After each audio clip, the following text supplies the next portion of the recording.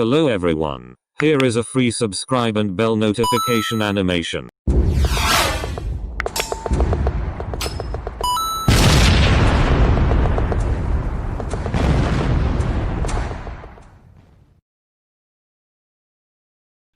स्वदेशी आत्मनिर्भर भारत कार्यक्रम में आप सभी का स्वागत है, अभिनंदन है।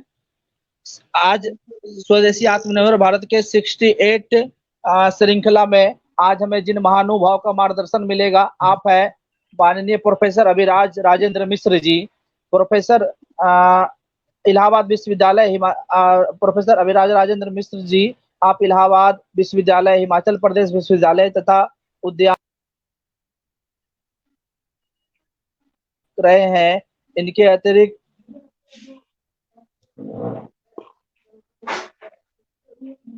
किया है संस्कृत, हिंदी, भोजपुरी और अंग्रेजी में शताधिक पुस्तकों की रचना की है।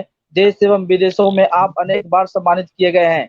आपको त्रिवेणी कवि भी कहा जाता है। तो हम सभी का बड़ा सौभाग्य है कि ऐसे महानुभाव को आज सुनने के लिए मिलेगा। और हम सब और हमारा और भी अच्छा है कि हमारे साथ में श्रीमान रविशंकर जी भी जुड़े हैं। श्रीमान रविशंकर जी का यहाँ पे 2 बार कार्यक्रम हो चुका है और बड़ा सौभाग्य की बात है कि श्रीमान रविशंकर जी के एक बार विनती पे भाई से जुड़ गए हैं। आप श्री रविशंकर जी सेंटर फॉर सिविलाइजेशन स्टडीज सभ्यता अध्ययन केंद्र में दिल्ली के निदेशक, भारतीय धरोहर पत्रिका के कार्यकारी संपादक, मूलतः झारखंड धनबाद शहर से निवासी है। रसायन शास्त्र में बीएससी ऑनर्स किया। भारतीय विद्या भवन में पत्रकारिता में पोस्ट ग्रेजुएट डिप्लोमा किया। गांधीयन थॉट्स में स्नातकोत्तर किया। स्वामी जगदीश्वरानंद सरस्वती के मार्गदर्शन में परमदेव के सक्रियता में संकुल में संस्कृत का अध्ययन किया है। पिछले 18 वर्षों से पत्रकारिता कर रहे हैं। भारतीय ज्ञान विज्ञान जिसमें आयुर्वेद, कृषि, ज्योतिष आदि शामिल है, पर पिछले 15 वर्षों से अध्ययन शोध को लेखन कर रहे हैं। कई पुस्तकें लिखी है और संपादित भी की है। आपकी पहली पुस्तक है राष्ट्रवादी पत्रकारिता और माखनलाल पत्रकारिता विश्वविद्यालय भोपाल द्वारा प्रकाशित की गई है। दूसरी पुस्तक भारत में यूरोपीय यात्री उद्देश्य वर्णन और यथार्थ में जो प्रभात प्रकाशन दिल्ली द्वारा प्रकाशित की गई है। गाय के आर्थिक, वैज्ञानिक, पर्यावरणीय आदि विभिन्न आयामों के 5 खंडों में शोध पुस्तक का संपादन किया है। ऐसे कई सारी रचनाएं आपने की है। तो बड़ा सौभाग्य की बात है कि आज आप जुड़े हैं कार्यक्रम में। जो कुछ त्रुटि हुआ उनके लिए मैं माफी चाहूंगा। अभिराज राजेंद्र मिश्र जी डिस्कनेक्ट हो गए हैं, कोशिश कर रहे होंगे जुड़ने के लिए। जुड़ते ही कार्यक्रम को शुरू किया जाएगा। तो आज बहुत स्वागत है, आभार है वैसा रविशंकर जी आपका, अब इस कार्यक्रम में जुड़ना। आज बहुत बहुत धन्यवाद, बहुत बहुत धन्यवाद मनीष जी।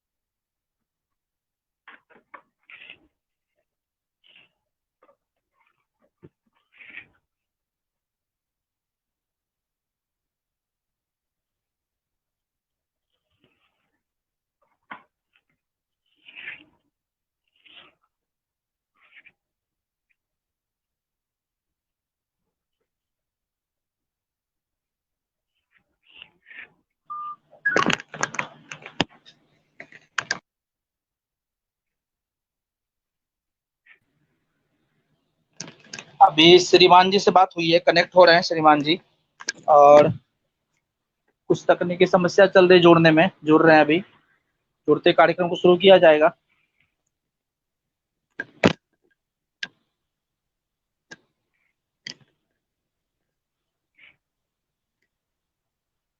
आज 2 बड़े अद्भुत ज्ञानी लोग हम लोगों के साथ जुड़े हैं। तो बड़ा सौभाग्य की बात है जो भी कार्यक्रम में जुड़े हुए हैं और हम सभी का, कि आज जैसे 2 ज्ञानी लोग अपने साथ जुड़े हैं।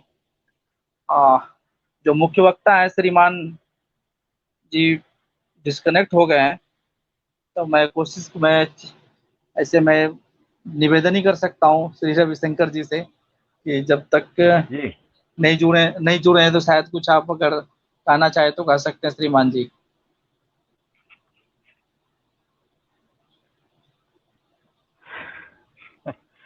मैं तो बोलने की तैयारी से नहीं आया था, क्योंकि आज जी जी मैं तो धन्यवाद और बाकी कार्यक्रम को देखने सुनने के लिए उपस्थित हुआ था। जी जी जी लेकिन जो जी आज का विषय है,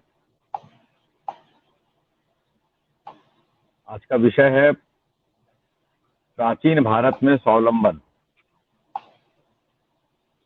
प्राचीन युग का स्वावलंबी भारत। प्राचीन युग मतलब 1000 साल पहले, 1500 साल पहले, और यदि थोड़ा और अर्वाचीन ले लें तो 500 साल पहले, थोड़ा और अर्वाचीन ले लें तो 300 साल जी पहले। क्योंकि भारत 200 साल पहले तक स्वावलंबी था।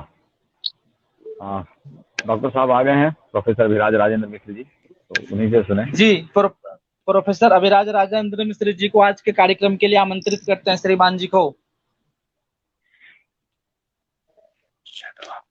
पूछ लीजिए, आवाज आ रही है? हेलो जी हेलो, आपकी आवाज आ रही है। हाँ बोलिए बोलिए, आप, आपकी आवाज आ रही है, बहुत स्पष्ट आ रही है। आप शुरू करें।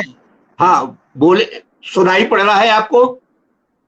जी हाँ, जी जी बिल्कुल, आप बहुत बोलिए। सुंदर। आप बोलूं मैं? हाँ बिल्कुल, हाँ बोलिए। बोलिए बोलिए।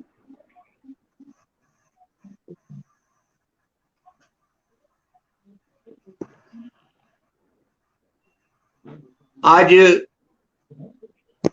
मेरे लिए ये सौभाग्य का विषय है कि प्राचीन भारत में स्वावलंबिता का क्या स्वरूप था, इस संदर्भ में कुछ कहने का अवसर आप सभी मित्रों ने मुझे प्रदान किया है। मैं इसके लिए हार्दिक कृतज्ञता प्रकट करता हूं। भारत के बारे में जब चर्चा होती है तो पहला प्रश्न उभर करके यही आता है कि हम जिस भारत की चर्चा कर रहे हैं वह लोगों को किस रूप में ज्ञात है और कितना ज्ञात है। जहां तक हमारा अपना प्रश्न है, हम लोग भारतीय हैं, हम ये अच्छी तरह से जानते हैं कि हमारी संस्कृति वेद मूलक है। इसलिए हमारी चाहे राष्ट्र की अवधारणा हो, समाज की अवधारणा हो, कलाओं का विकास हो, शास्त्रों का विकास हो, हमारा सामान्य जनजीवन हो या हमारी सामाजिक संरचना हो, जो कुछ भी भारतवर्ष में विद्यमान है,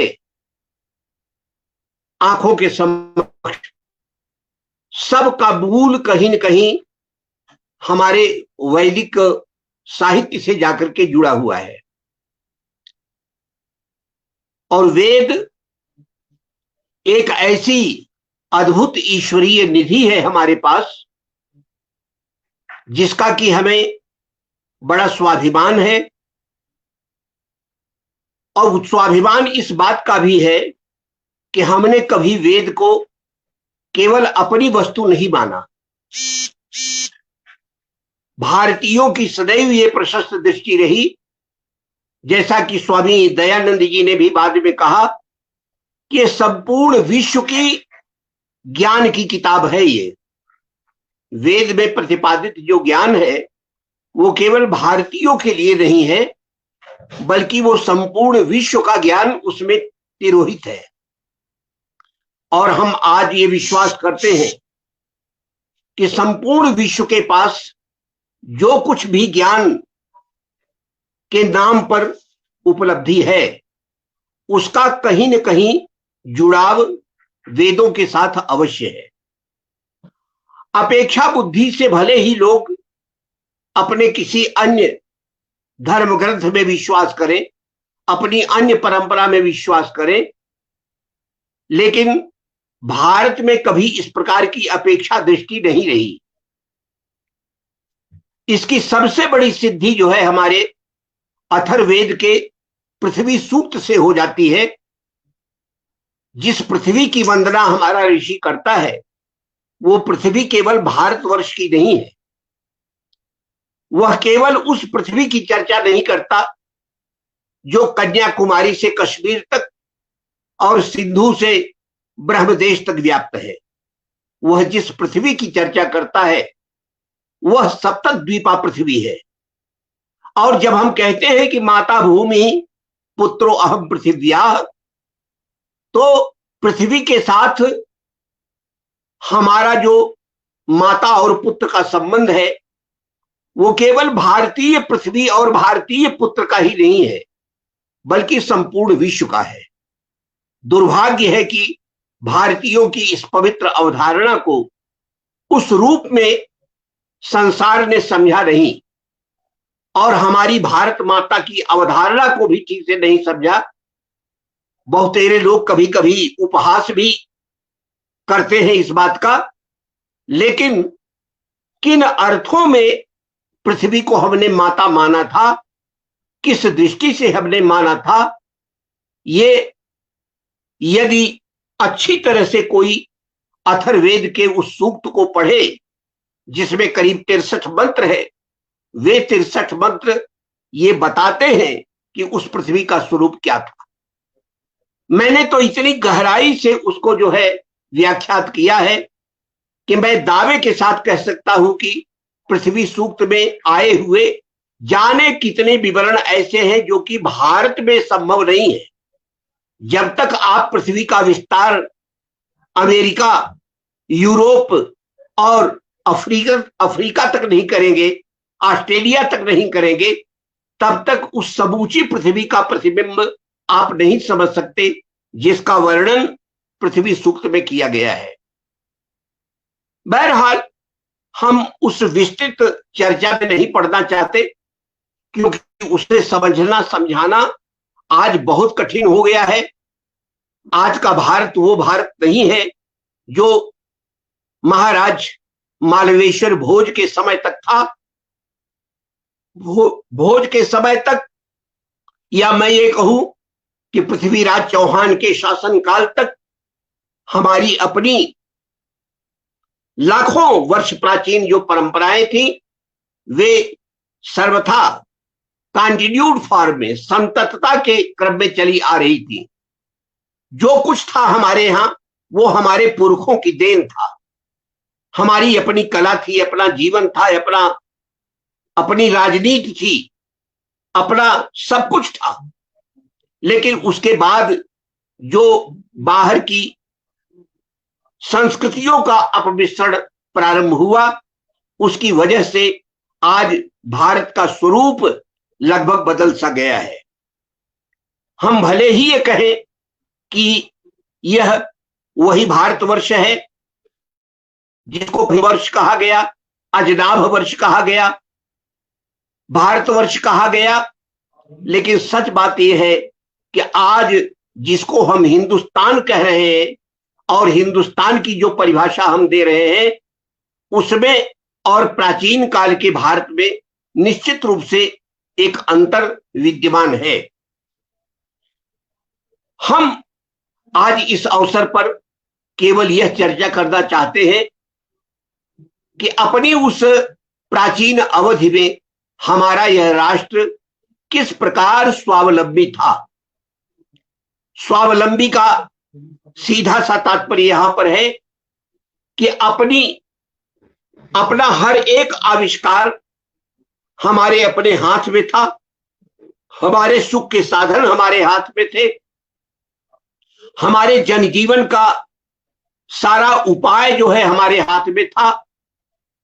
इस बात को अच्छी तरह से समझने के लिए हमको वेदों तक जाना अनिवार्य होगा, क्योंकि वेदों के बारे में कहा गया है कि प्रत्यक्षेणानुमित्या वा यस्तु पायो न बुध्यते एनम विदन्ति वेदेन तस्मात् वेदस्य वेदता। जिन सच्चाइयों को हम प्रत्यक्ष अनुमान आदि प्रमाणों से भी नहीं जान सकते हैं, सिद्ध कर सकते हैं, उन सच्चाइयों को भी बताने में जो समर्थ है, ऐसे ही ग्रंथ को वेद कहते हैं। और यही जो है वेद की वेदता है। वेद का तात्पर्य है वेद्यते अनेन इति वेदः, जिसके द्वारा अंतर्निगूढ़ ज्ञान जान लिया जाए, जिनके द्वारा रहस्य का बोध कर लिया जाए, जिसके द्वारा अंधकार में छिपे हुए सत्यों को भी अच्छी तरह से समझ लिया जाए, यही वेद की वेदता है। और उस अर्थ में आज भी हमको अपने प्राचीन भारत की स्वावलंबिता को जानने के लिए वेदों तक पहुंचने की अत्यंत आवश्यकता है।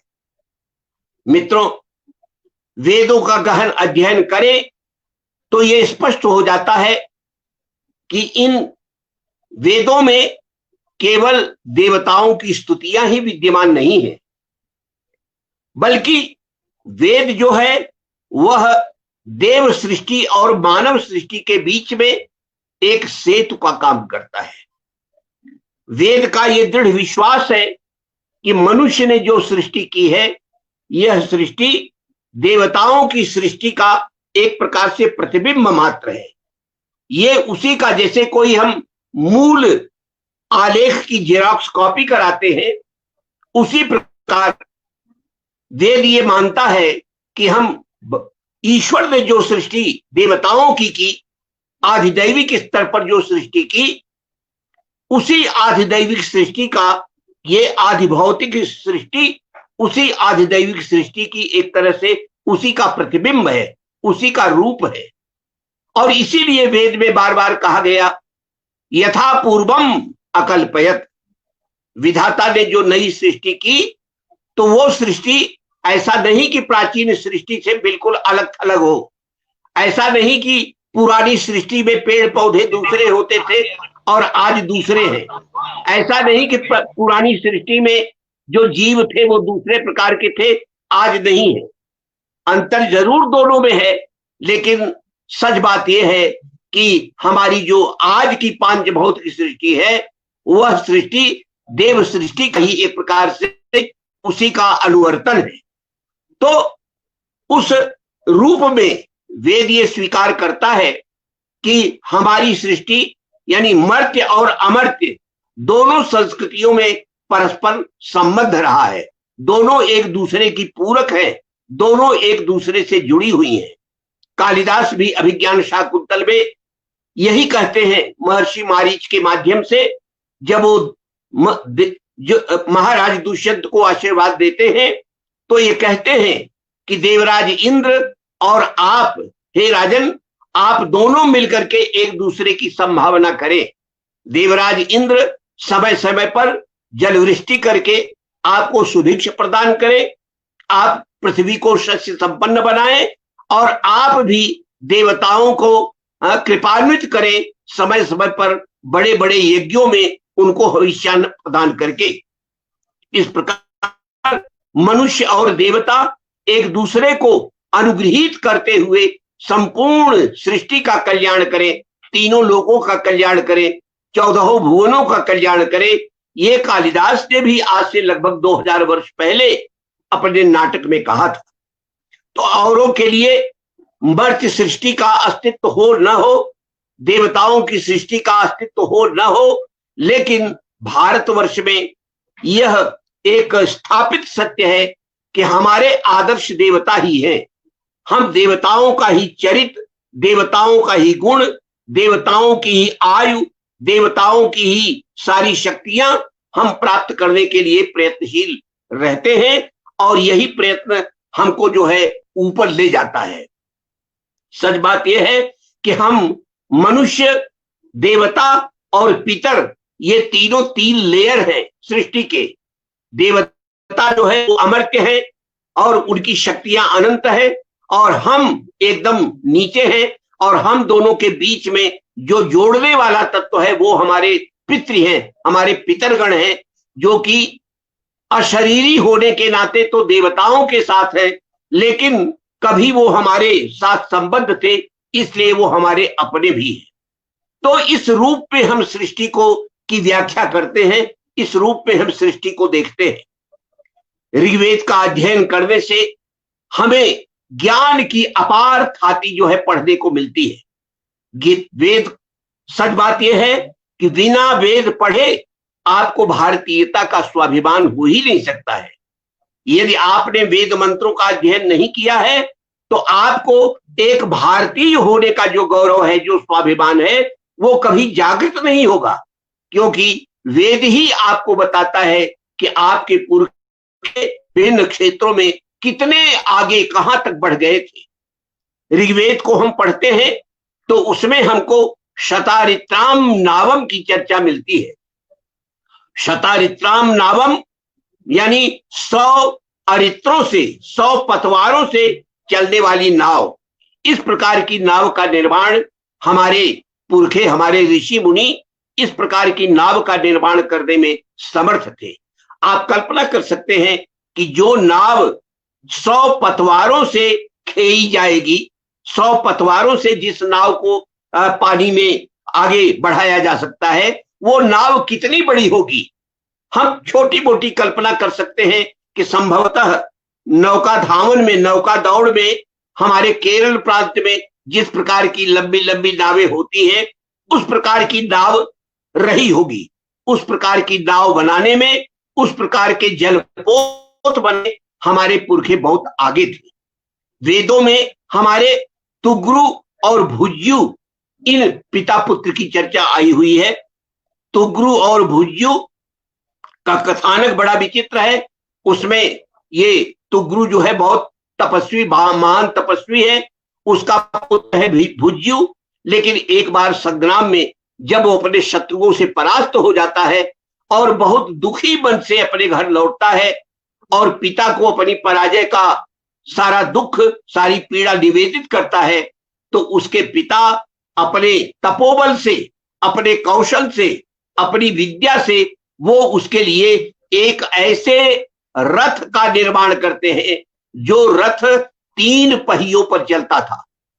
वो रथ ऐसा था जो कि आकाशचारी भी था, वो जल में भी चल सकता था और वह पृथ्वी पर भी आराम से चल सकता था। उस रथ की अनेक विशेषताएं जो है ऋग्वेद में बताई गई हैं और उस रथ का निर्माण करके, त्रिचक्र रथ का निर्माण करके महर्षि तुग्रु ने अपने पुत्र भुज्यु को दिया और कहा कि अब इस रथ पर सवार होकर के तुम अपने शत्रुओं से लड़ो, तुम्हें विजय प्राप्त होगी। और सचमुच यही हुआ। भुज्यु ने उस रथ का प्रयोग किया और उस रथ के माध्यम से उसने सम्रांगण में अपने शत्रुओं पर विजय प्राप्त की। आज यह विचार करने का विषय है कि आखिर वो 3 पहियों से चलने वाला रथ कैसा रहा होगा। 2 पहियों का रथ तो हमने सुना है, जिसको कि घोड़े खींचते थे, अश्व खींचते थे, लेकिन 3 पहियों से चलने वाला रथ वो कैसा रथ रहा होगा। क्या रथ मात्र कह देने से हम उसको लकड़ी का बना हुआ रथ मान ले जो पृथ्वी पर चलता था, जिसे घोड़े खींचते थे, या फिर वो रथ कोई ऐसा यंत्र चालित कोई रथ रहा होगा जिस तरह का कि विमान होता है। मुझे ये पूरा विश्वास है और जिन लोगों ने मतलब इसकी व्याख्या की है इस संदर्भ की, उन्होंने भी बहुत स्पष्टता से, ब्रह्ममुनि ने इस प्रसंग की बड़ी व्याख्या की है और उन्होंने स्पष्टता लिखा है कि ये 3 पहियों से चलने वाला जो रथ था, ये हमारे भारत की वैमानिकी का सबसे प्राचीन उदाहरण बताया जा सकता है। हम इतने स्वावलंबी थे कि हमने आकाशचारी रथ का भी निर्माण अपने आप कर लिया था, बिना किसी की सहायता से कर लिया था। तो तुग्रु और भुज्यु के इस प्रसंग से हमको ये चीज ज्ञात होती है। आगे चल करके इस विद्या का हमारे यहाँ बहुत ऊंचे पैमाने पर विकास हुआ। महर्षि भारद्वाज ने अपना जो यंत्र सर्वस्व लिखा, उसमें इस विद्या का वैमानिकी प्रकरण, उसमें एक अलग से प्रकरण है। ये देखो, वो ग्रंथ इंग्लैंड में है, इंडिया ऑफिस लाइब्रेरी में, लेकिन उसका जो अंश भारतवर्ष में उपलब्ध है, उतने से ही हम ये जान सकते हैं कि हम वैमानिकी प्रकरण में, एरोनॉटिक्स में हम कितने स्वावलंबी थे, कितने आगे बढ़ गए थे। इस ग्रंथ में यंत्र सर्वस्वम में 8 प्रकार की टेक्नोलॉजी बताई गई है। विमान बनाने की 8 युक्तियां बताई गई हैं और उन 8 युक्तियों के सहारे 8 प्रकार के हम विमान बनाने में हम समर्थ थे। और उस विमान का एक नया रूप, उसका एक नया दृष्टांत हमको वर्तमान भारत में भी देखने को मिला, जबकि 1895 ईस्वी में बंबई के एक जो है वैज्ञानिक कह लीजिए या संस्कृत के महापंडित कह लीजिए, बापूजी तलपदे, उन्होंने अपना विमान बनाया। बापूजी तलपदे के पिताजी पंडित सुब्बा राव, वो स्वयं बहुत बड़े वैज्ञानिक थे, बहुत बड़े शास्त्रज्ञ थे और उन्होंने वैमानिकी की शिक्षा, एरोनॉटिक्स की शिक्षा अपने बेटे बापूजी तलपदे को दिया था। बापूजी तलपदे की पत्नी और उनके साले साहब, ये लोग भी बहुत बड़े विद्वान थे। ये बंबई में डुक्करवाड़ी में रहते थे, मलाड एरिया में, और वहीं पर अपने शिष्यों, अपनी पत्नी और अपने साले साहब के साथ मिलकर के उन्होंने 2 माने यंत्र सर्वस्वम में बताई गई टेक्निक में से 2 टेक्निक, एक जो है उन्होंने पुष्पक और एक दूसरा विमान, इन दोनों विमानों की टेक्निक को परस्पर मिला करके उन्होंने अपना विमान 1895 में बनाया। और यह बहुत प्रामाणिक इतिवृत्त है। सौभाग्य से मैं उस समय 9वीं कक्षा का विद्यार्थी था और ये पूरा का पूरा विवरण धर्मयुग में प्रकाशित हुआ था। वो कटिंग आज तक मेरे पास सुरक्षित है, जिसमें ये पूरा बताया गया था कि किस तरह से उन्होंने अपने विमान को बनाया और बंबई में उन्होंने चौपाटी पर सबके सामने, विद्वानों के सामने उसको 1500 फीट की ऊंचाई तक करीब 10 मिनट तक उन्होंने उड़ाया। और ये कोई काल्पनिक दृश्य नहीं है, बल्कि इस दृश्य को देखने वाले उस समय बड़ौदा के जो राजा थे, सयाजी राव गायकवाड़, जयकर जी और ढेर सारे विद्वानों के नाम उसमें दिए गए हैं। उन लोगों के सामने उन्होंने प्रत्यक्ष दिखाया, ये उन्होंने प्रयोग करके दिखाया। लेकिन मित्रों, हमारा भारतवर्ष उस समय दुर्भाग्य से गुलाम था, दास थे, और हमारी उस विद्या को, हमारे उस आविष्कार को अंग्रेजों ने बड़ी चालाकी के साथ दबा दिया। और इसके बाद जो है राइट बंधुओं का वो जो आविष्कार था, जो कि 1906 में प्रकट हुआ, यानी लगभग 11 वर्ष बाद उसको उन्होंने मान्यता दी, उसको उन्होंने विमान के आविष्कार का सारा श्रेय दिया। और हमारा जो विमान बनाया हुआ था बापूजी तलपदे का, उसका जो स्केलेटन है, उसका जो पंजर है, इस समय वो आज भी बंगलौर के उसमें कारखाने में, बंगलौर के एरोनॉटिक्स के सेंटर पर आज भी वो रखा हुआ है।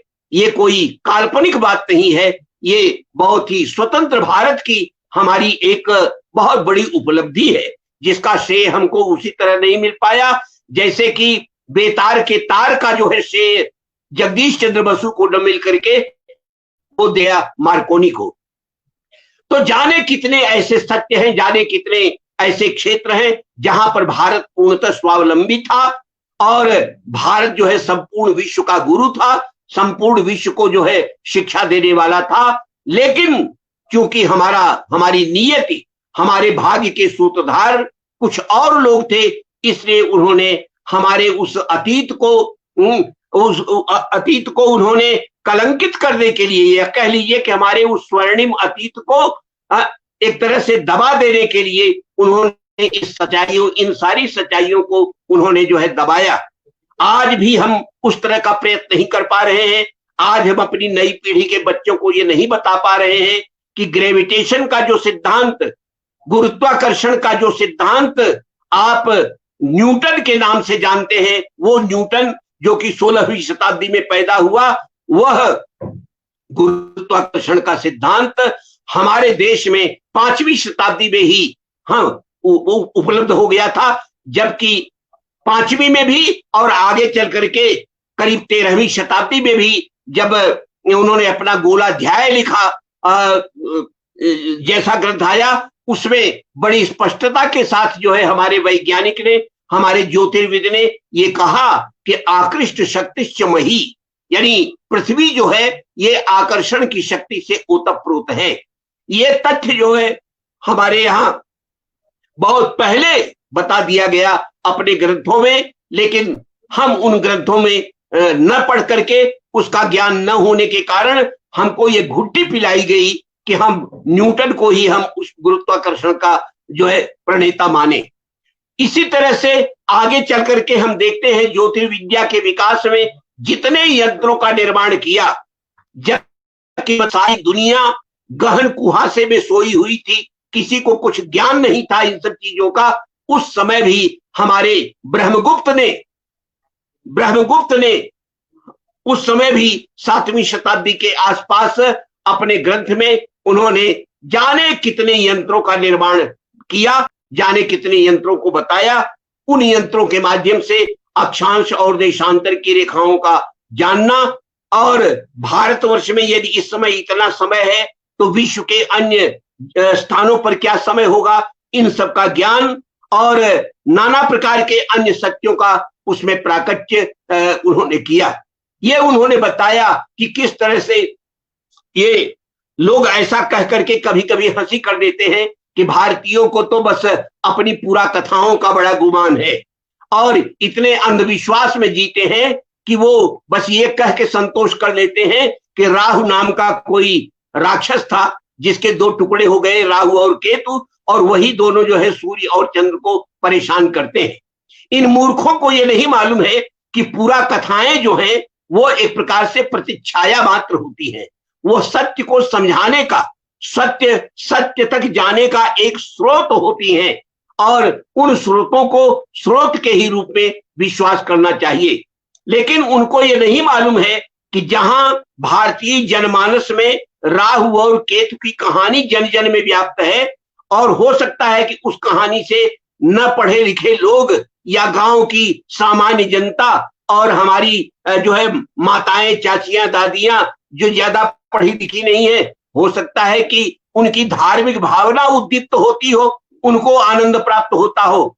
लेकिन ऐसा नहीं था कि चंद्र ग्रहण और सूर्य ग्रहण का वास्तविक जो वैज्ञानिक रूप, उसकी सच्चाई वो हमारे वैज्ञानिकों को न ज्ञात रही हो। यदि इसको जानना है तो आप हमारे यहाँ जो आगे चल करके ग्रंथ लिखे गए और उन ग्रंथों में जिस तरह से सूर्य ग्रहण और चंद्र ग्रहण को समझाया गया, आप उसको एक बार भी पढ़ लीजिए तो इतनी स्पष्टता के साथ एक ही श्रद्धरा छंद में हमारे वैज्ञानिक ने उसको स्पष्ट कर दिया है कि हम अच्छी तरह से जान जाते हैं कि ये केवल 3 ग्रहों के पारस्परिक संबंध का सारा कुतूहल है, सारा खिलवाड़ है। एक सूर्य, एक चंद्रमा और एक पृथ्वी, इन तीनों की जो गति है, इन तीनों का जो एक दूसरे के साथ इनकी जो संयुति है, इसके कारण ये चंद्र ग्रहण और सूर्य ग्रहण होते हैं। इस तरह की सच्चाई भी हमारे वैज्ञानिक जानते थे और सत्य के नाम पर ये चीज हमारे शास्त्रों में प्रतिष्ठित थी। तो हम एक ही सत्य के अनेक रूप हैं, क्योंकि सत्य के एक रूप से सारे संसार को संतुष्ट नहीं किया जा सकता है। जिस सत्य का जो स्वरूप विद्वानों को अभिप्रेत है, वह गांव के सामान्य पढ़े लिखे लोगों को नहीं अभिप्रेत है, छोटे छोटे बच्चों को नहीं अभिप्रेत है। सबको समझाने के लिए अलग अलग पद्धति होती है, अलग अलग उपाय होते हैं, और ये हमारे पुरखे, हमारे ऋषि मुनि बहुत अच्छी तरह से समझते थे। इसीलिए उन्होंने पूरा कथाओं का निर्माण करके हम बच्चों को और महिलाओं को जहां समझाया, वहीं पर उन्होंने वैज्ञानिक आविष्कार के माध्यम से वास्तविकता को प्रकट करते हुए उन्होंने इन गूढ़ रहस्यों को विद्वानों को भी समझाया। महाराजा धीराज भोज, मालवेश्वर भोज, जो 84 ग्रंथों के रचनाकार माने जाते हैं, कोई ऐसा विषय जीवन का छूटा नहीं उनसे जिसके कि वो महापंडित न हो। यद्यपि राजाओं के बारे में ये किंवदंती चलती है कि उन्होंने पैसा रुपया दे करके संतुष्ट करके दूसरे कवियों से अपना ग्रंथ लिखा लिया, लेकिन मालवेश्वर भोज के बारे में ये बात नहीं है, क्योंकि उस जमाने के जितने महान पंडित हैं चित्तप हैं और उनके जमाने के जो कवि हैं, धनपाल हैं, ये लोग भी महाराजा धीराज के ज्ञान के कायल थे। और इस बात को सब लोग मानते हैं कि सम्राट भोज, मालवेश्वर भोज, वह यांत्रिकी के भी पंडित थे, विद भी थे, साहित्यकार भी थे, महान कवि भी थे, और कोई ऐसी थी जिस विद्या को जानते न हो।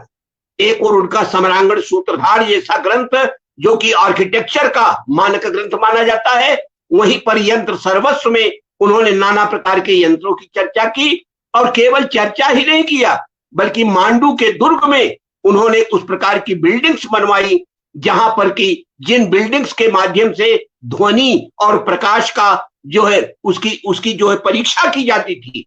आज भी आप वहां पर जाइए तो वहां पर जगह बने हुए हैं, विभिन्न राजमहलों के सामने जगह बनी है, पॉइंट बने हुए हैं। उस पॉइंट पर खड़े होकर के यदि आप एक बार एक प्रतिध्वनि करते हैं तो एक बिल्डिंग से उसकी 3 प्रतिध्वनियां लौटती हैं, और एक जो है बिल्डिंग से करीब 5 या 7 प्रतिध्वनियां लौटती हैं। ये ध्वनियों के अध्ययन के लिए उन्होंने इस प्रकार से बनाया था। आज लोगों के लिए वो कुतूहल और कौतुक का विषय है, मनोरंजन का विषय है, लेकिन ये महाराज भोज ने अपने वैज्ञानिक चमत्कारों को, वैज्ञानिक सच्चाइयों को प्रकट करने के लिए उन्होंने केवल किताब ही नहीं लिखी बल्कि उसका जो है एक तरह से प्रैक्टिकल, उसका व्यावहारिक रूप भी उन्होंने प्रकट किया अपने जो है अपने भवनों के माध्यम से।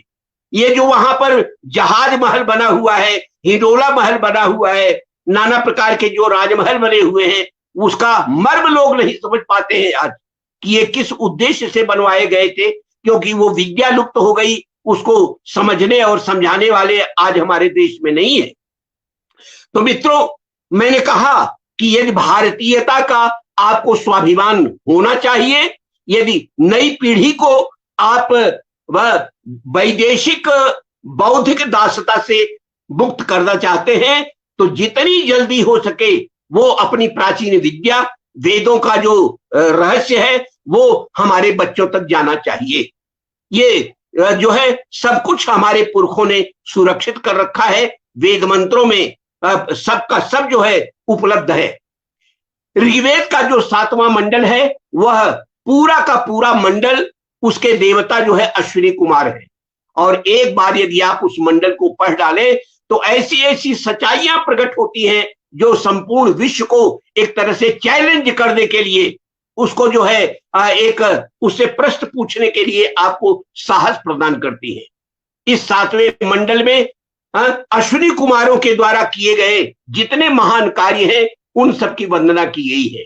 यहां पर बताया गया है कि एक राजा की पुत्री विष्पला जब युद्ध करते समय उसकी जांघ वैरियों ने तलवार से काट दी, तो इन्हीं अश्विनी कुमारों की स्तुति से अश्विनी कुमार प्रकट हुए और उन्होंने एक आयसी जंघा, इस शब्द का प्रयोग किया गया है कि लोहे की बनी हुई जांघ उन्होंने वहां पर लगा दी, और राजकुमारी विष्पला ये पहले की ही तरह समरांगण में अपना शौर्य और पराक्रम दिखाने लगी। उसका जो है इतना सुंदर उन्होंने इलाज किया।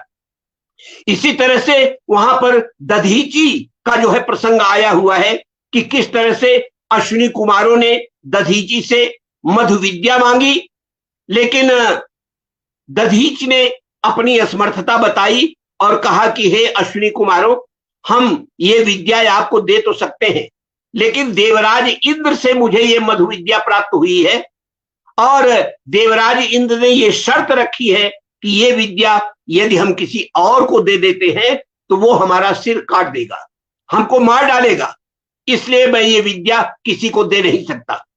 लेकिन अश्विनी कुमारों ने कहा, प्रार्थना की कि देवराज इंद्र जो है वो चूंकि हमसे बैर करते हैं, हम लोग देव वैद्य हैं, इसलिए हमको बड़े बड़े यज्ञों में हविष्यान्न नहीं प्रदान करते हैं, तो उनकी भी हमारे साथ अपेक्षा बुद्धि है।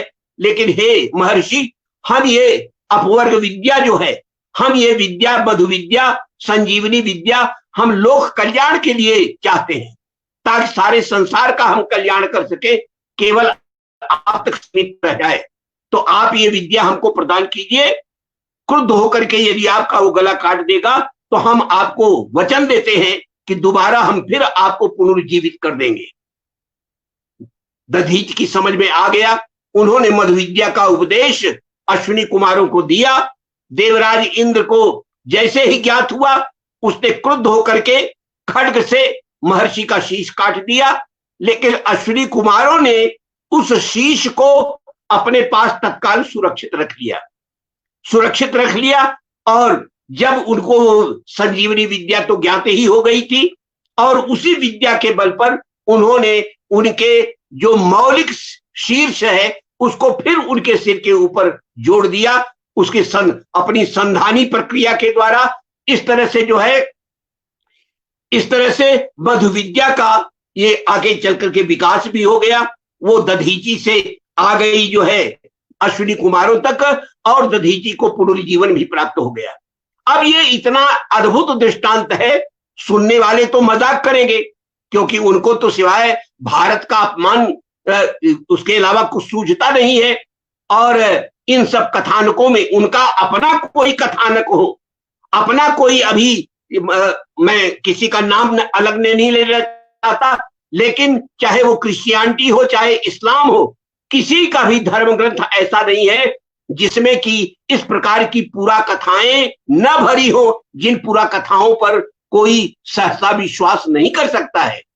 तो अपनी जब बात आएगी तब तो वो चुप रहेंगे, तब वो नहीं बताएंगे, तब ये नहीं कहेंगे कि यदि मैरी के गर्भ से जो है ईसा मसीह पैदा हुए तो एक कुमारी कन्या कैसे बच्चा पैदा कर सकती है। ये जो कानीन बालक हमारे यहाँ भारतीय संस्कृति में मिलते हैं, उनका कोई पिता होता है। जैसे कुंती से कर्ण पैदा हुआ तो सूर्य के द्वारा पैदा हुआ, या सत्यवती के गर्भ से वेदव्यास पैदा हुए तो पराशर से पैदा हुए। लेकिन ये आपका कथानक जो है कितना विचित्र है कि बिना किसी पिता के ही कोई पुत्र उत्पन्न हो गया। तो इस तरह के कथानक हर जगह है, लेकिन भारतीय जो है वो श्रद्धालु होता है। वो श्रद्धा केवल अपने ही जो है पूरा कथा में नहीं करता है, चाहे कोई भी धर्म हो, कोई भी संप्रदाय हो, कोई भी परंपरा हो। यदि इस प्रकार की बात कही गई है जो लोगों के हृदय से जुड़ी है, लोगों की आस्था और विश्वास से जुड़ी है, तो हम कभी उसको तर्क की दृष्टि से नहीं देखते, क्योंकि हमको ये मालूम है कि नैशा बुद्धि ये तर्क के द्वारा हम इसको नहीं समझ सकते हैं। ये सत्य जो है वो तर्क के द्वारा नहीं समझा जा सकता है, वो श्रद्धा के द्वारा ही समझा जा सकता है। लेकिन हमारी बात अभी किसी के सामने चली आए तो इतना उन्होंने उपहास किया है कि यहाँ पर मुझे अवसर नहीं है कि अंग्रेजों के उन जो है उद्धरणों को मैं आपके सामने रखूं। लेकिन जो है स्वयं एक मैकाले ही पर्याप्त है इसके लिए, जो इतनी मूर्खता की बात कहता था कि हमारे यूरोप में ऊपर ताखे पर रखी हुई जो 2-4 किताबें हैं उनमें जितना ज्ञान भरा है, उस ज्ञान की तुलना में संपूर्ण भारत का जो ज्ञान है वो बहुत ही हल्का है, बहुत ही छोटा है। कितनी मूर्खता की बात करता था, कितने अज्ञान की बात करता था। लेकिन ठीक है, उसे करने का अधिकार था, उसने किया, उससे हमारा कोई नुकसान नहीं हुआ। लेकिन हम उन अंग्रेजों के प्रति बहुत ही कृतज्ञ भी है जिन्होंने भारत को समझने का यत्न किया और जो भारत पर सर्वात्मना समर्पित हो गए और जिन्होंने खुल करके भारत के प्रति श्रद्धा व्यक्त की। और एक मैक्स मूलर ही जो प्रारंभ में मैकाले के प्रभाव में आकर के ढेर सारी गलतियां कर बैठे थे भारत के विपरीत, अंतिम दिनों में इतनी बड़ी श्रद्धा उनकी उमड़ी कि उन्होंने अपना अगला जन्म भी काशी में प्राप्त करने की आकांक्षा व्यक्त की। फादर जिबरमैन के बारे में क्या कहा जाए, मोनियर विलियम्स के बारे में क्या कहा जाए, ऐसे ऐसे भी लोग हैं जिन्होंने बहुत बड़ी बातें कही, यहां तक कह दिया कि भारत के सामने विश्व का कोई भी देश कहीं खड़ा नहीं हो सकता है। मित्रों, आइए फिर स्वावलंबी की बात कर रहे हैं कि ये तो हुआ विज्ञान का अपना पक्ष कि कहां कहां हम कितना आगे थे। और मैंने बताया कि विश्वला का दृष्टांत है और उसमें जो है संधानी विद्या कैसे मतलब शल्य क्रिया करके कैसे अंगों को परस्पर जोड़ा जाता है। एक है विशल्यकरणी, एक है संधानी। इन संधानी क्रिया के द्वारा कैसे जो है अश्विनी कुमारों ने फिर उस सिर को जोड़ दिया। आगे फिर उसमें दिया गया है कि इसी तरह से जब महर्षि गौतम के अभिशाप से जब देवराज इंद्र के वृषण च्युत हो गए और वो नपुंसक बन गए, तो बाद में जो है ऋषि ने प्रसन्न होकर के फिर उनका जो है ये संशोधन किया कि यदि किसी और जीव का वृषण लगाया जाता है तो इसकी जो है वो काम शक्ति फिर लौट आएगी। तो इन्हीं अश्विनी कुमारों ने फिर एक बकरे का वृषण उसे संयोजित किया। यही स्थिति हम देखते हैं दक्ष प्रजापति के संदर्भ में, जहां पर कि उनका सिर काट लिया वीरभद्र ने, लेकिन बाद में एक बकरे का सिर जोड़ दिया गया। हम वहां पर प्रसंग पाते हैं अपाला का, जिस बेचारी को सफेद कोढ़ हो गया था और उसके कारण जो है परम सुंदरी होते हुए भी अपने पिता के घर वो बूढ़ी हो रही थी, लेकिन उसने अश्विनी कुमारों की वंदना की। उसकी वंदना से प्रभावित होकर के अश्विनी कुमार आए और उन्होंने उसके शरीर को एकदम निरोग बना दिया। हम वहां पर प्रसंग पाते हैं महर्षि काक्षीवान, जिनकी कन्या थी काक्षीवती, जो कि लोमशा थी। उसके संपूर्ण देह में काले काले घने घने बाल पैदा हो गए थे, जिसके कारण उस बेचारी से कोई विवाह नहीं करता था। वो भी जो है अपने पिता के घर पर बूढ़ी हो रही थी और अंत में उसने भी अश्विनी कुमारों की शरण में जाकर के उनकी वंदना की। अश्विनी कुमार प्रकट होकर के आए और उन्होंने अपने आशीर्वाद से और अपनी जो है अपनी युक्तियों से उसको, उसके शरीर को, उसकी कृति को, उसकी चमड़ी को अत्यंत सुंदर, चमकीली और देदीप्यमान बना दिया। महर्षि च्यवन का प्रसंग आप अच्छी तरह से जानते हैं कि कैसे उन्होंने उनको यौवन प्रदान किया और उसके बदले महर्षि च्यवन ने देवराज इंद्र को बाध्य करके यज्ञों में उनको हविष्यान्न प्राप्त करने का अधिकार दिलवाया। ये प्रसंग भी हमारे पुराणों में जाने कितनी बार जो है व्याख्यात हुआ है। तो अश्विनी कुमारों की जो उनका जो चरित्र है, उनकी जो है आयुर्वेदिक जो उनकी पहुंच है, उससे ये बताता है कि भारतवर्ष उस प्राचीन काल में भी कितना स्वावलंबी था, कितना आगे था। हम जिस किसी भी क्षेत्र में जाएं, एक ही बैठक में सब कुछ बता देना संभव नहीं है कि हम आयुर्वेद का भी की स्वावलंबिता बता दें और अपने भोजन भजन की, कृषि की, इन सब की। लेकिन ये परंपरा हमको लगातार मिलती है। मैं तो दंग रह गया जब मैंने जो है पराशर संहिता पढ़ी, पराशर की स्मृति पढ़ी। पराशर अपनी स्मृति में ये कहते हैं कि मतलब उनका पराशर का असल में केवल 3 बिंदुओं पर सारा उनका ध्यान है, उसी पर वो पूरी स्मृति लिखी गई है। एक है ओंकार की उपासना, दूसरा है कृषि व्यवसाय और तीसरा है गो सेवा। इन्हीं 3 प्रसंगों में उन्होंने पूरी स्मृति की जो है व्यक्त की है। और यही कारण है कि आज ये कहा जाता है कि कलौ पाराशरी स्मृति ही, कि और सारे युगों में भले ही मनुस्मृति का बहुत महत्व रहा हो, लेकिन कलिकाल में यदि एकमात्र उपयोगी कोई स्मृति है तो केवल कली है, केवल जो है पराशर स्मृति है। क्योंकि पराशर ने सारा जो एक तरह से नैगमिक निगमों में बताया गया जो कर्मकांड था, उस कर्मकांड को उन्होंने उपेक्षित करके ओंकार की उपासना में ही सबको समाहित कर दिया। उन्होंने संपूर्ण जीवन का जो सुख है उसको समाहित कर दिया खेती बाड़ी में, और बताया कि गोसेवा के माध्यम से हम धर्म, अर्थ, काम, मोक्ष चारों की सिद्धि कर सकते हैं। ये उस स्मृति को पढ़ने के बाद ज्ञात होगा। ये केवल एक वाक्य कह देने से नहीं, बल्कि इसका जो उदाहृत स्वरूप, इसका जो कॉन्क्रीट फॉर्म यदि आपको देखना है तो एक बार पराशर स्मृति को अवश्य पढ़ें। मैंने देखा उसमें कि उन्होंने ये बताया है कि बैलों के बारे में पूरा का पूरा एक अध्याय आया हुआ है कि किस प्रकार के बैलों से खेती करनी चाहिए, किनको जो है हल में जोतना चाहिए, किनको जो है विश्राम में रखना चाहिए, उनके सुख और दुख के लक्षण क्या हैं, उनके किस प्रक्रिया, किस संकेत, किस गतिविधि से घर पर आने वाली किस विपत्ति या किस अच्छे मतलब शकुन अपशकुन का बोध कैसे होता है।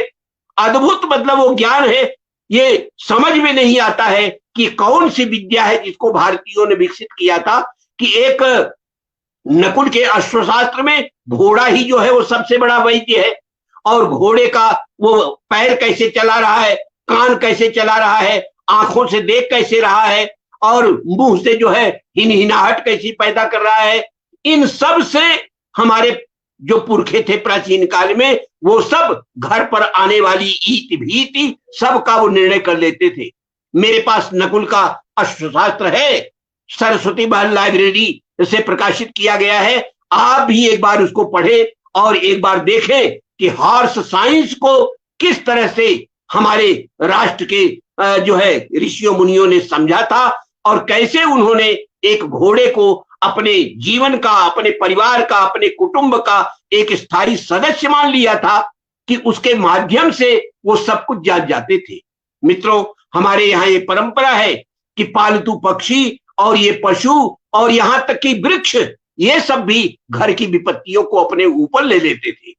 वृक्ष सूख जाता था, अपनी मृत्यु स्वरूप जो है स्वीकार करके वो घर के किसी रोगी को बचा लेता था। ये बहुत ही बड़ा अनुभूत सत्य है, और आज भी इस प्रकार के दृष्टांत हमको देखने को मिल जाते हैं। लेकिन हम तो जो है दूसरे के आविष्कारों से प्रसन्न होने के लिए हम, हमारे ललाट में लिखा हुआ है कि यदि जो है हुमायूं के कहने से, उसे बाबर के कहने से यदि हुमायूं स्वस्थ हो जाएगा और बाबर मर जाएगा, तब तो हम अल्लाह ताला के लिए 1000 बार जो है धन्यवाद देंगे। लेकिन यदि अपनी परंपरा में, अपनी जो है अपने साहित्य में यदि ऐसा कोई दृष्टांत प्राप्त होता है कि जो है महर्षि रुरु ने अपनी आधी आयु अपनी प्रणयिनी प्रमद्वरा को दे दिया, तो ये हमारे लिए उपहास की बात होगी, औरों के लिए उपहास की बात होगी। तो ये आत्मकदर्थना का युग चल रहा है। भारत ने जितना अपमान आज अपना किया है, अपने ज्ञान का किया है, उतना कभी नहीं किया। हमें तो आश्चर्य होता है जब मैं लोगों को व्याख्यान देते सुनता हूं, बात करते सुनता हूं, उनके जो है विचार पढ़ता हूं, तो लगता है कि इनको तो जैसे भारत में पैदा होने का बड़ा मलाल है, बड़ा दुख है, बड़ी पीड़ा है, और ये समझते हैं कि मतलब हमारे पास कुछ नहीं है, हमारे पास सिवाय नाटकबाजी के, हमारे पास सिवाय जो है वाको वाक्यम के और कुछ नहीं है। वो किस दृष्टि से भारत को देखते हैं, किस दृष्टि से अपना मूल्यांकन करते हैं, ये हमारी समझ में नहीं आता है।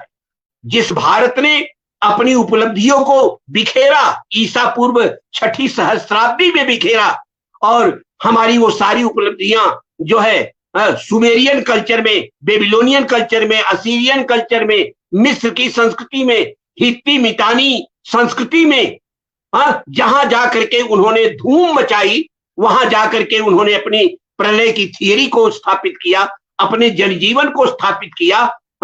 हम उसका बोध हमको नहीं है, और हमारे यहाँ कहीं पर कहीं से कुछ आ गया तो हम ये माने बैठे हैं कि जैसे हम कल पैदा हुए थे। हमको अपनी प्राचीनता का बोध ही नहीं है। और मैं बार बार ये कहता हूं कि संपूर्ण विश्व की आयु का ज्ञान भारतीयों को है कि कौन कब पैदा हुआ। हम ये जानते हैं कि 1500 ईसा पूर्व के पहले यूनान का नाम नहीं था, कोई यूनानी संस्कृति को कोई जानता नहीं था। ईसा पूर्व 900 के पहले रोमन कल्चर का कोई नाम नहीं था। ये मेरा प्रमाण नहीं है, मैं उन्हीं विद्वानों का प्रमाण दे रहा हूं जो वो विदेश के हैं। वो स्वयं ये कहते हैं कि 1500 से पहले यूनानी कल्चर का कोई ज्ञान किसी को नहीं था, न उसका कोई नाम था। रोमन कल्चर का 900 से पहले ज्ञान नहीं था। और इसी तरह से जो है हमारी जो ये संस्कृतियां हैं, सुमेरियन कल्चर, बेबीलोनियन कल्चर, ये सब ईसा पूर्व 6ठी सहस्राब्दी से लेकर के और जो है ईसा के प्रारंभ तक व्याप्त है। मिस्र की संस्कृति जरूर सबसे ज्यादा प्राचीन है, लेकिन वहां पर भी जो मिस्र के पिरामिडों पर लिखे हुए इतिहास को पहली बार जिसने पढ़ा और कलमबद्ध किया, सम्राट जूलियस सीजर के साथ रहने वाला जो महान विद्वान था यूनान का बोकह, जान बोकह ने स्वयं लिखा है कि पहला राजा जो है वहां का वो ईसा पूर्व 6502 में गद्दी पर बैठा और 18 राजवंशों ने वहां पर राज्य किया और वो राज्य ईसा पूर्व 11वीं शताब्दी तक आते आते लुटेरों के द्वारा एकदम से नष्ट भ्रष्ट कर दिया गया और वो समाप्त हो गया। ये सारी आयु हमको सबको मालूम है, लेकिन जब मैं ये पूछता हूं कि भारत की आयु क्या है, मित्र आप हमको बताइए। क्रिश्चियनिटी के लोगों से पूछता हूं, आप बताइए, आपके पास कोई प्रमाण है? इस्लाम के पास कोई प्रमाण है? लेकिन ना, उनके पास कोई प्रमाण नहीं है। लेकिन हमारे पास इस बात का प्रमाण है कि हमारे पास इस बात का प्रमाण है जहां पर कि जो है हमारे जो अल्लाह ताला के बहुत बड़े पुजारी, हमारे जो देवदूत हैं, हमारे जो मैसेंजर हैं मोहम्मद साहब, उनके सगे चाचा जो है स्वयं बहुत बड़े शायर हैं, बहुत बड़े विद्वान हैं, लेकिन भारत का गीत गाते हैं, भारत के बारे में खुल करके कहते हैं अपनी कविता में, अपनी शायरी में कि हे मेरे परवरदिगार, जो भी पुण्य कार्य मैंने किए हो पूर्व जन्म में वो सब तुम ले लो, लेकिन उस पवित्र भारत देश में केवल एक रात गुजारने के लिए हमें दे दो, जहां पर भगवान महादेव का निवास है, जहां पर सम्राट विक्रमादित्य ने शासन किया। ये नाम लेकर के वो कहते हैं और ये बताते हैं कि ये बात केवल मैं नहीं कह रहा हूं, बल्कि आज से 1700 साल पहले पैदा होने वाले अरब के सबसे बड़े शायर लबी बिन अख्तब बिन तुरफा, उनकी शायरी में उन्होंने हमको ये सब बताया है। और तुरफा की जो शायरी मुझे उपलब्ध हो गई है, अंधे के हाथ बटेर की तरह जो मुझे लग गई है मेरे हाथ, मैंने उसको पढ़ा तो श्रद्धा से विगलित हो गया मित्रों, जहां पर कि उन्होंने ये खुल करके कहा है, ऐ मुबारकेल नौहे शोया मिलन हिंदे। यहां से शुरू होती है कविता कि हे हिंद की पवित्र भूमि, तेरा हजार हजार बार अभिनंदन, क्योंकि अपने को प्रकाशित करने के लिए परवरदिगार ने सारी दुनिया में केवल तुझे चुना। और कैसे उन्होंने प्रकाशित किया अपने को? कहा कि प्रकाशित किया उन्होंने ऋग्वेद, अथर्ववेद, यजुर्वेद और सामवेद, इन चारों वेदों के माध्यम से उन्होंने अपने को प्रकाशित किया। आज सारी दुनिया में जो ज्ञान का प्रकाश है वो हे हिंद की भूमि तेरे माध्यम से है, तूने ही उसको जो है चारों ओर फैलाया है। कितनी बड़ी बात है मित्रों कि इसी देश में पैदा होकर के हम अपने अपमान करने में लगे हैं, अपनी कदर्थना करने में लगे हैं। हम छत्रपति शिवाजी को लुटेरा मानते हैं, हम जो है महाराणा प्रताप को एक भगोड़ा और दुर्दशाग्रस्त व्यक्ति मानते हैं, और विदेश के लोग हैं कि वो हमारी चरण धूल लेने के लिए परेशान है। वो हमारे साथ हमारे ऊपर इतनी बड़ी श्रद्धा करते हैं और वो ये कहते हैं, हमारा जेंदा वेस्ता में खुल करके वहां पे जो धर्माचार्य है जरथुष्ट ने सम्राट गुस्ताश्म को उपदेश देते हुए ये खुल करके कहा है कि अकूडे बिरहमने व्यास नामा अज हिंद आमल दस्ताना अकल चुना मस्त। हे राजन, हे सम्राट, अरे हमारे पूरब में जो एक हिंद देश है, अज हिंदुकन, पवित्र भारत देश, वहां से घूमता हुआ एक वहां का ऋषि अकूने बिरहमने, एक विचित्र बुद्धि का ब्राह्मण कभी हमारे देश में आया था, व्यासनामा, जिसका नाम था वेद व्यास, और वो वहां से आया था, आमर दसदाना अकल चुना मस्त। सारे ज्ञान की शाखाओं में, सारी ब्रांचेस में कोई ज्ञान की शाखा ऐसी नहीं थी जिसका वो महापंडित ना हो, और अकल चुना मस्त, और भगवान ने उसको बड़ी मस्त अक्ल प्रदान की थी। और आज हे राजन, हमारे पास जो कुछ आज हमारे पास सत्य, शिव और मंगल के नाम पर है, वो उसी वेद व्यास का दिया हुआ है। तो हमारे ये पूरब में एक वो 15वां देश है, क्योंकि 14 देश बनाने के बाद भी परवरदिगार को 14 देश बनाने के बाद भी परमेश्वर को संतोष नहीं हुआ, क्योंकि उन्होंने सोचा कि इन 14 देशों में तो अच्छे बुरे पापी पुण्यात्मा सब रहेंगे, लेकिन मान लो हमको कभी पृथ्वी पर आने का मन हो गया तो मैं किस पृथ्वी पर जन्म लूंगा? अपने लायक तो मैंने कोई पृथ्वी बनाई ही नहीं। और जब आपको अपनी गलती का ये भान हुआ परमेश्वर को, तो उसने जो है एक 15वां देश बनाया राजन। वो 15वां देश है अज हिंदुकन। अज माने जैसे श्रीमद् भगवद गीता, तो श्रीमद् की जगह अज आता है पहलवी भाषा में। अज हिंदुकन वो पवित्र भारत देश है, उसी भारत देश का रहने वाला वो ऋषि था। तो इतनी बड़ी श्रद्धा वो व्यक्त करते हैं। डॉक्टर वासुदेव शरण अग्रवाल जी ने भी ढेर सारे प्रमाण इकट्ठे किए हैं और उन्होंने स्पष्टता बताया है कि महाराज जो है शुशा ने जो अपना राजमहल बनवाया था, उस राजमहल में जो चंदन के किवाड़ लगे थे, जो हाथी दांत की कारीगरी वहां पे लगाई गई थी, वो सब जो है उन्होंने भारतवर्ष से मंगवाया था और वो सब सरस्वती नदी के माध्यम से उनके देश तक ले आया गया था। ये सरस्वती भारत की सरस्वती नहीं थी मित्रों, बल्कि भारत में विद्यमान जो हमारी गंगा और सरस्वती जैसी नदियां थी, हमारी संस्कृति का इतना नाम हो गया था और संपूर्ण विश्व में ये नदियां जो है व्याप्त हो गई थी। तो उस सरस्वती के माध्यम से उन्होंने जो है अपना किया। तो मैं अपनी बात को बहुत विस्तार से अब नहीं कह पाऊंगा क्योंकि काफी समय हो रहा है। संभवतः और भी वक्ता होंगे जो इस विषय पर चर्चा करेंगे, लेकिन ये जरूर मैं संकेत करना चाहता हूं कि हमने तो केवल थोड़ी बहुत सूचनाएं आयुर्वेद के बारे में, एरोनॉटिक्स के बारे में और गृह निर्माण के बारे में दिया। हमारे ऋग्वेद में देवराज इंद्र के बारे में कहा गया है कि नवनवति आयसी ही, ये वो 99 किलों को, लोहे के बने हुए किलों को उसने ध्वस्त किया था। अब आप समझ लीजिए, इसका तात्पर्य है कि उस समय भी ऋग्वेद के जमाने में भी किलों के निर्माण की कला हमारे देश में विद्यमान थी और अपने शत्रुओं, दैत्यों, दानवों के 99 किलों को उसने जो है अपने वज्र से तहस नहस कर दिया था। इसी तरह से कोई भी आप शास्त्र ले लें, चाहे वह वैद्यक का हो, अश्वशास्त्र हो, शकुन विज्ञान हो, सामुद्रिक हो, ज्योतिष इत्यादि, तो इतने सरल हैं कि उनके बारे में आपको हम क्या बताएं। आज भी सारा विश्व जो है लोहा मान रहा है। संपूर्ण अमेरिका अपने पुराने घरों को ढहा करके नई पद्धति से घर बनाना चाहता है, क्योंकि सबका यह विश्वास हो गया है कि यदि अग्निकोण जो है अग्नि का है तो घर की रसोई अग्निकोण में ही होनी चाहिए।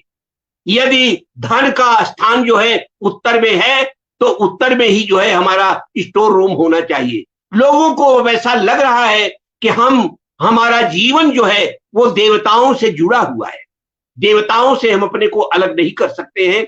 अंत में केवल एक बात कहना चाहता हूं कि रामायण में, वाल्मीकि रामायण में, जब महाराज दशरथ की मृत्यु हो जाती है और राजकुमार भरत को बुलाने के लिए गुरु वशिष्ठ जब यहां से दूत भेजते हैं और वो दोनों भाई जब रास्ते में 7 दिन बिताते हुए, याद रखिए रामायण में 7 दिन कहां कहां किस नगर में रुके दोनों भाई, वो सब उसमें दिया हुआ है। क्योंकि तुलसी की रामायण नहीं है कि एक ही चौपाई में चले और फिर अयोध्या पहुंच भी गए। महाकवि जो है आदि कवि वाल्मीकि वो इतिहासकार हैं, अपने सामने घटी हुई घटना इतिवृत्त का वर्णन कर रहे हैं, एक ऐसे नायक के बारे में लिख रहे हैं। ये भारत का सौभाग्य है मित्रों कि रामायण और महाभारत ये भारतवर्ष के जीवंत इतिहास इसीलिए है कि इन दोनों ग्रंथों के जो नायक हैं वो रचनाकारों की आंखों के सामने विद्यमान थे और वो उनके जीवन की पल पल की घटनाओं के साक्षात दृष्टा थे। हाँ, हमारा ऐसा कुछ नहीं। आज तक मैं दावे के साथ कहता हूं कि आज तक ये जो इलियड और ओडिसी में आई हुई लड़ाई का वर्णन है, आज तक पाश्चात्य जगत के लोग ये नहीं बता पाए कि उसका स्थान क्या है, किस देश का ये लड़ाई थी, किनके बीच में ये युद्ध हुआ था। लेकिन एक हमारा साहित्य है कि आप 18 दिन का महाभारत संग्राम आप पढ़ते चले जाइए, भला एक भी योद्धा दोबारा मारा गया हो तो बताइए। जो पहले दिन मरा वो गया, वो आउट ऑफ साइट हुआ। तो हमारा इतना अच्छा ज्ञान है, रामायण में भी 7 दिन का युद्ध हुआ, लेकिन एक भी आपको रिपीटिशन नहीं मिलेगा कि एक बार मारा गया व्यक्ति दोबारा फिर से उसमें मेंशन किया गया हो। ये हमारे ऋषियों मुनियों की बुद्धि थी। ये इन चर्म चक्षुओं से नहीं लिखी गई थी, ये हमारे यहाँ जो है योगज प्रत्यक्ष के माध्यम से लिखी गई थी। और ज्ञान प्राप्त करने का जो योगज प्रत्यक्ष माध्यम है वो केवल तपस्या से सिद्ध होता है, और वो केवल भारतीयों को ही ज्ञात था और आज भी भारतीयों को ही ज्ञात है, किसी विश्व में किसी भी व्यक्ति को ज्ञात नहीं है। केवल भारतीय ही जानता है कि जिस चीज को न हमने देखा न सुना न किया, उसको भी हम हस्ता मलकवत जान सकते हैं। हम वाणी के प्रत्यक्ष रूप के अलावा भी उसके जो है परापश्यंती और मध्यमा स्वरूपों को जान सकते हैं। ये सारी सामर्थ्य केवल तपस्या से संभव थी, जिसकी कि बार बार जो है प्रशंसा की गई है मनुस्मृति में। भारतवर्ष को पहले भी ये ज्ञात था, आज भी ज्ञात है। तो मैं ये बात कह के समाप्त करूंगा कि राजकुमार आते हैं, उस समय उनको समझाने के लिए जो जनता इकट्ठी है कि हे राजकुमार, हे राजन, आप ये साम्राज्य स्वीकार कीजिए, नहीं तो सारा साम्राज्य नष्ट हो जाएगा। उनको समझाने के लिए जो जनता आती है, उस जनता में लगभग 150 संघों के व्यक्ति हैं, 150 संघों के व्यक्ति हैं। चातुर्वर्णी व्यवस्था के रहते हुए भी उसमें कार्मिक अलग है, शौंडिक अलग है, याष्टिक अलग है, धानुष का अलग है, कर्मसूत्र विशारद अलग है, रंजक अलग है। यानी हर एक वर्ग का कोई न कोई मुखिया वहां पर आया था राजकुमार से ये प्रार्थना करने के लिए। लेकिन समाज हमारा इतने रूपों में बटा हुआ था, इसके बावजूद हमारे यहाँ चातुर्वर्णी व्यवस्था के बावजूद न कोई वर्ग संघर्ष था, न किसी भी प्रकार का ईर्ष्या द्वेष का भाव था, इसलिए कि हमारा समाज सदा से ही गुणानुरोधी रहा है और वो एक दूसरे के पूरक रहे हैं। केवल गुणों के आधार पर हम अपने समाज का मूल्यांकन किया करते थे। इसलिए जितना महत्व एक शास्त्रज्ञ पंडित का होता था भारत में, उससे कम किसी घड़ा बनाने वाले कुंभकार का नहीं होता था, उससे कम जो है, क्योंकि हर व्यक्ति अपनी कला का पंडित होता था। एक सूत्र कर्म विशारद जो जिस तरह से नाप जोक करके बता देता था, वो किसी बड़े से बड़े पंडित के वश की चीज नहीं थी। मैं बता रहा हूं कि लगभग 150 संघों के प्रतिनिधि वहां पर आए हुए हैं, और उसको पढ़ करके लगता है कि रामायण काल में हमारा समाज कितने वर्गों में बटा हुआ था, कितने ढंग से बटा हुआ था, और सब वहां पर अपना अपना विचार व्यक्त करते हैं। सब जो है बहुत सी बातें कहने को है। लोग जो है ये दलित वर्ग को लेकर के या मतलब जनजाति को लेकर के जहरीली बातें करते हैं, लेकिन मैंने बहुत गहराई से इसका अध्ययन किया और मैंने देखा कि भारत की जो कंपोजिट सोसाइटी थी, उसमें जितना महत्व एक सम्राट का था, उससे कम महत्व जो है आठविक राजा का नहीं था। वो भी अपने जंगल का राजा होता था, उसकी कन्या भी बड़े बड़े घरों में जाती थी, पारस्परिक विवाह होते थे। एक नहीं सैकड़ों उदाहरण मैंने अपने विश्व गुरु भारत नाम का जो ग्रंथ मैंने लिखा है, उसके एक चैप्टर में पूरा का पूरा मैंने उसे दिया है। आपने थोड़ी सी बातें मेरी सुनी, मैं केवल यही कहना चाहता हूं कि भारत अस्त्र शस्त्र की तो चर्चा ही नहीं हुई, नहीं तो महाभारत काल में हमारी अस्त्र विद्या कहां से कहां पहुंच गई थी। आज भी रूस का एक वैज्ञानिक ये कह रहा है कि जो ऊर्जा ब्रह्मास्त्र से पैदा होती थी, अभी उस ऊर्जा का कोई बम, कोई जो है अस्त्र को संसार नहीं बना पाया है। ये भारतवर्ष की, हमको जो है भारतवर्ष के प्रति कृतज्ञ होना चाहिए। तो हमारे ऊपर शोध करने का अभी बहुत कुछ समय है। जो हमको नहीं समझते हैं उनको भी प्रणाम है, और जो समझते हैं वो तो खैर अपना इस कर्तव्यता का निर्वाह करते हैं। ईश्वर उनका कल्याण करे। हमको अपनी विद्या का, अपनी उपलब्धियों का, अपनी हर चीज का हमको जो है स्वाभिमान होना चाहिए। और हम ये केवल अंतिम वाक्य कहना चाहते हैं कि हर क्षेत्र में हम आगे थे। ये लाख जो है हिंदी के कुछ विद्वान ये कहे कि भारतीयों को जो है ये किताब बनाने का ज्ञान नहीं था, लिपि का ज्ञान नहीं था, इसका ज्ञान नहीं था। अरे ज्ञान कहां से होगा? जब आप कभी अष्टाध्यायी पढ़ेंगे तब तो आपको ये सूत्र पकड़ में आएगा ना कि जो है आयने नीय फड़गाम प्रत्यादि राम, इसको समझेंगे तब पता लगेगा कि महर्षि पाणिनि को भी ये ज्ञात था कि जो है यूनान की जो लिपि थी उसको जो है यवनी नहीं कहते थे, यवनानी कहते थे। इससे बड़ा प्रमाण और कोई क्या देगा। आज जो है कविकुल गुरु कालिदास ने अपने नायक नायिकाओं से 3-3 चिट्ठियां लिखवाई और आप अभी गाते बैठे हुए हैं कि हमारे यहां लिखने की परंपरा का बोध नहीं था। कहां आप बैठे हुए हैं, क्या पढ़ते हैं आप? यदि संस्कृत आपको नहीं आती है तो मैं बिल्कुल दावे के साथ कहता हूं कि आपको भारत का कोई ज्ञान नहीं हो सकता है। मैं इन्हीं शब्दों के साथ अपनी बात समाप्त करता हूं। आपने मुझे थोड़ा सा अवसर दिया, बहुत बहुत धन्यवाद। इतना सारगर्भित व्याख्यान महामहोपाध्याय प्रोफेसर अभिराज राजेंद्र मिश्र जी हिमाचल प्रदेश विश्वविद्यालय से 2003 में सेवानिवृत्त होने के बाद संपूर्णानंद संस्कृत विश्वविद्यालय काशी के कुलपति भी रहे हैं। आप देश विदेश में संस्कृत के प्रचार प्रसार के लिए प्रयासरत रहते हैं और संस्कृत में भी काव्य पाठ करने के लिए जाने जाते हैं। हिमाचल प्रदेश विश्वविद्यालय का कुल गीत की रचना भी आप ही ने की है। संस्कृत में पाठ करने के चलते ही आपको कविराज की उपाधि दी गई है। आचार्य मिश्र को विश्वविद्यालय में दी गई अपनी सेवाओं संस्कृत के प्रचार प्रसार को लेकर के किए गए गत वर्ष पद्मश्री से सम्मानित किया गया है। मैं आपके सदैव होने की मंगल कामना करता हूं। और इतने सुंदर और सारगर्भित व्याख्यान मैंने भी जिंदगी में पहली बार सुना, मैंने इससे पहले कभी सुना नहीं था आपको। और आदरणीय श्री रविशंकर जी का मैं किन शब्दों में आभार व्यक्त करूं। आपने मेरे एक अनुरोध पर पुनः आपने समय दिया, ये मेरे लिए अत्यंत गौरव की बात है। पीछे आपका 2 कार्यक्रम हुआ है। मैं आज के धन्यवाद ज्ञापन के लिए श्रीमान रविशंकर जी को आमंत्रित करना चाहता हूं। रविशंकर जी, आपका स्वागत अभिनंदन है।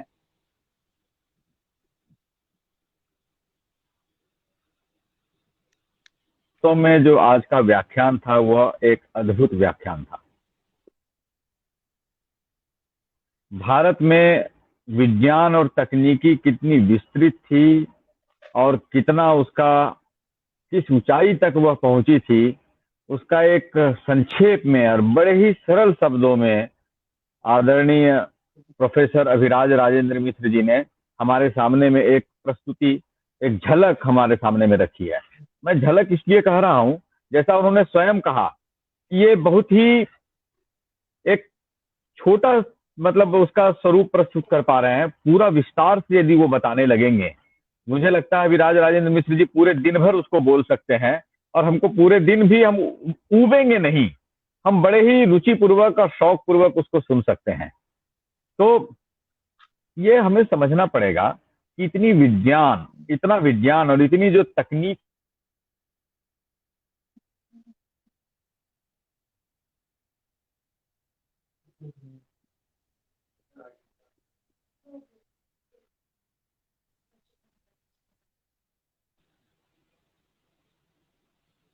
लगता है रविशंकर जी किन्हीं कारणों से डिस्कनेक्ट हो गए हैं।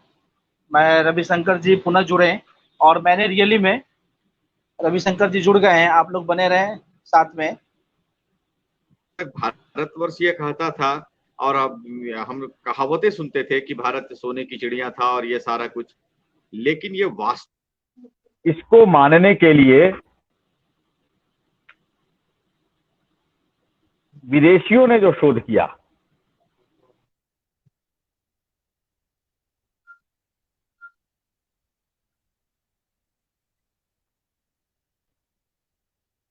हेलो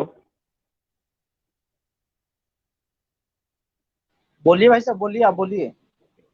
हाँ, तो विदेशियों ने जो शोध किया, आप देखेंगे अंगस मेडिसिन ने इसके आंकड़े प्रस्तुत किए हैं कि पिछले 2000 वर्षों का उन्होंने दिया है। तो पूरे 2000 वर्ष तक भारत पूरे दुनिया में आर्थिक दृष्टि से पूरे दुनिया का सबसे ज्यादा जो उत्पादन है उसमें भारत का सहभाग 35% तक जाता है और यह 17वीं शताब्दी तक जा रहा है, 18वीं शताब्दी के प्रारंभ तक जा रहा है। इसका मतलब यह है कि यह जो विज्ञान और तकनीकी जिसकी बात प्रोफेसर अभिराज राजेंद्र मिश्र जी कर रहे हैं, वह कोई हवाई बात नहीं है, वह बहुत ही तथ्यात्मक बात है। जैसे उन्होंने कहा, राजा भोज के बारे में बताया और उससे पहले और भी जो उपलब्धियां थी महाभारत से लेकर के वाल्मीकि रामायण से लेकर के और वेदों तक वो जो उन्होंने दिग्दर्शन हमारे सामने में किया है, वह इस आंकड़ों से, जो अंगस मेडिसिन के आंकड़े हैं, उससे वह स्थापित भी होती है। तो जो आज का विषय था कि प्राचीन युग में भारत कैसे स्वावलंबी था, तो स्वावलंबन जो था वो इसलिए था क्योंकि हमारी, और जैसा राजेंद्र मिश्र जी ने बताया कि वो तकनीकें कितने अद्भुत थीं, और उन अद्भुत तकनीकों के बाद भी भारत के या विश्व के पर्यावरण को कहीं कोई नुकसान नहीं हुआ था। हमने पर्यावरण को सुरक्षित रखते हुए इतना विज्ञान और तकनीकी पहुंचाने का एक इतना ऐसा उपक्रम किया था। तो मैं हार्दिक धन्यवाद देना चाहूंगा जो आज के हमारे मुख्य वक्ता रहे प्रोफेसर अभिराज राजेंद्र मिश्र जी का। उन्होंने ये हमारा आमंत्रण स्वीकार किया और आज के इस व्याख्यान कार्यक्रम में उन्होंने इतना विद्वतापूर्ण, सहज और सरल और इतनी सारी जानकारियों से भरा एक व्याख्यान हमें दिया, हमको लाभान्वित किया। मैं मनीष जी को भी कहूंगा कि ऐसा कार्यक्रम करने के लिए वो स्वयं आयोजक होने के बाद भी वो स्वयं भी इसके एक धन्यवाद के पात्र हैं कि फेसबुक के माध्यम से हजारों लाखों लोगों तक आप इस ज्ञान को, इस जो विद्वता को और जो सूचनाएं हैं इतनी सारी जबरदस्त, उनको प्रचार प्रसार कर रहे हैं। जो श्रोता हमारे साथ जुड़े और जिन्होंने निरंतर इसको सुना और लाइक किया, कमेंट किया, शेयर किया, उन सभी श्रोताओं को भी मैं धन्यवाद देना चाहता हूं। इस कार्यक्रम में जो भी शामिल हुए प्रत्यक्ष और अप्रत्यक्ष रूप से उन सभी को धन्यवाद देता हूं। धन्यवाद। धन्यवाद।